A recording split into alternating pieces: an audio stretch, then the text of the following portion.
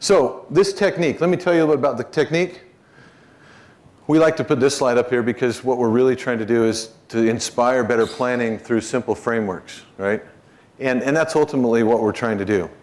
So what does it do and how do we do it? Basically, we're trying to reintroduce you to your target audience in two ways. Into how they think and feel, in their head and their heart, and how they interact and what they do with their hands and their feet, okay? And so we break those things down to see how journeys emerge and how decisions get made. When we do that, what we're able to do is to show you ultimately how that decision path emerges in the context of all the things around us in our life. For purposes of the research, we call it the ecosystem of influence. It's all the things that are around us. When we do research, we don't say ecosystem to people because they look at us and, what are you talking about? But that's for us as marketers, we're trying to uncover what are all these different bubbles along the way, and then what's the path that leads to a decision that you're going to be interested in as a marketer because you want to have a relationship with that person, okay? And the interesting thing when you start thinking this way is you begin to realize that the only part of a relationship with you is not just the purchase of your product. When we just think that the only part of the path is the purchase, we forget that we're talking about human beings. Because ask yourself, is the only thing you do is buy something from something and nothing happens before that? No. And so ultimately we want to try to get that so that we can have that holistic framework to give.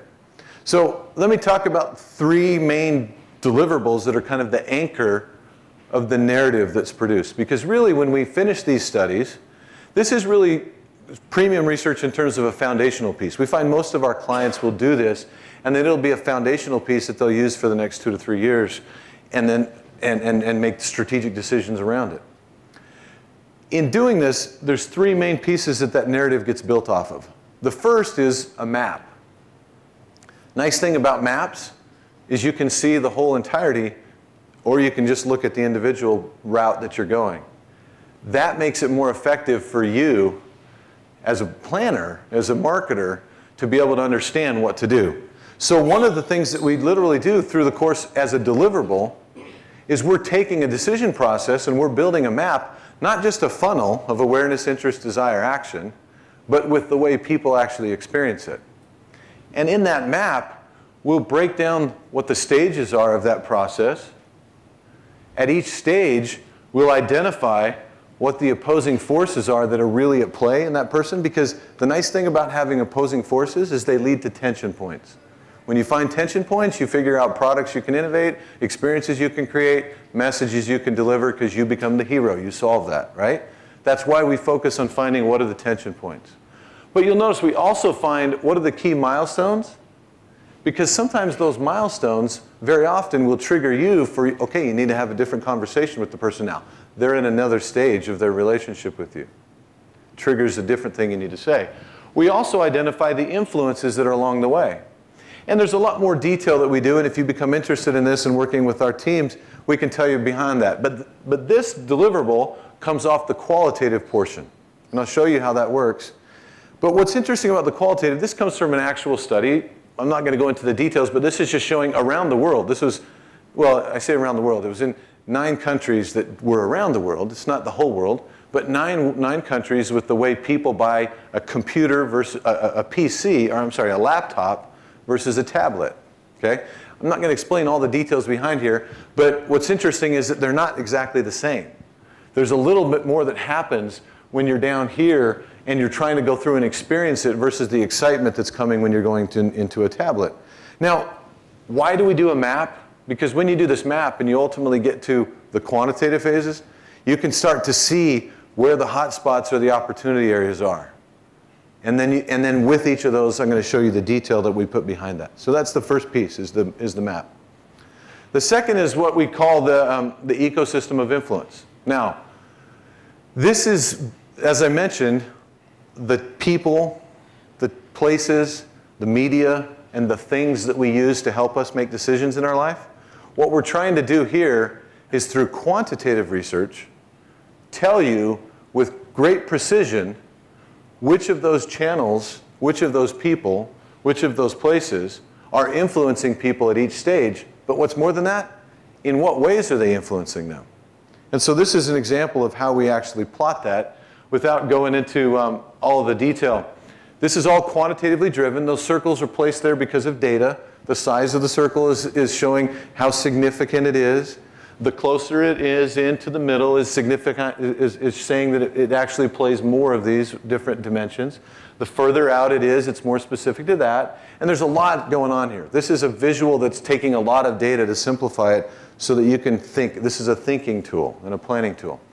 What this is going to show you is it's going to say at this stage, so if there were these 4 stages, it'd be this is just for the first stage, that your audience, when it goes through making decisions at this category, that these red ones are the channels that are most influential, and it's going along these different roles that things are playing. So for example, visualization versus discovery, enrichment, confidence, validation, investigation, comprehension. If you attended any of the Syncytium work, I don't want you to get confused by a circle here and a circle there. Syncytium's about, did any of you do Syncytium stuff? No? Then I won't even go into it unless there are people that did. Yes, some, yes, no? Yes, you did. Okay. Syncytium is about the motivations inside that drive you. This works with Syncytium in a different way. This is about the way you activate those motivations in making a decision. It's kind of like what's boiling up inside of you versus when you start walking, how that boiling up inside of you is at play. Syncytium is to get inside. This is to get into the external play. So this is telling you then that here, this particular channel is really the reason. This is telling you that a lot of people are using this channel at this stage, and they're using it for investigation purposes, which is more functional and informational because it's in this quadrant. Okay? Each of those quadrants will have a role to play to tell you what it means. Now, I won't spend the time to go into great detail, but with this, you've got a lot of detail to know what's going on right now. What's great now is there's a couple things you can do with this. Is you can say, well, then, are we doing anything in this channel? If not, we better. But then, what's another big thing that pops out? This one down here, confidence. This is a very important one. That's why it's highlighted, dark. But do you see anything in there right now? That's telling you that when people are at this stage, they're looking for things outside of themselves to give them confidence. And right now, they're not finding a lot of help from the things in their ecosystem. What does that tell you as a brand? We ought to think about what we can do to play in that role if we're going to connect with them at that stage. Okay? So we do that at each stage so that you can have that, you can be able to apply it and decide what you're going to do. Now, taking these together, it would be interesting as a research company to just hand you those 2 things and say, great, have fun, go figure it out. We go a step further with that to actually provide an in-depth opportunity report that summarizes across that map. You remember I showed you those hot zones that came up? Based on the research and based on what we know about your business objectives, we'll then tell you that, well, from our point of view, the data are suggesting that these are your 3 most high opportunity zones. And in there, here's where it is on the map. Here's the channels and influencers that are most important. And here's what the real opportunity is.